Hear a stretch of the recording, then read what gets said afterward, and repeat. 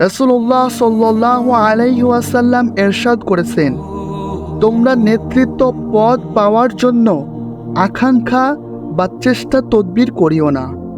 অবশ্য দিলের মধ্যে তোমাদের নেতৃত্বের পদ লাভের জন্য লালসা জাগিবে বটে, কিন্তু তোমরা সে লোককে দমন করিয়া রাখিও।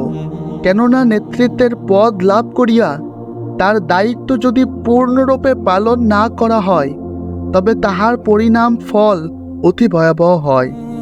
বিশেষত কিয়ামতের হিসাবের দিন অনেক আক্ষেপ করিতে হইবে।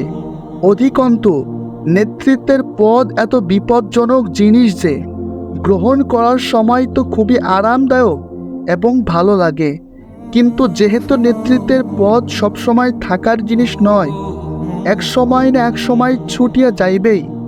ছুটিয়া যাইবার সময় এটা অত্যাধিক কষ্টদায়ক এবং অত্যন্ত ভয়াবহ হয়। সহিহ বুখারী।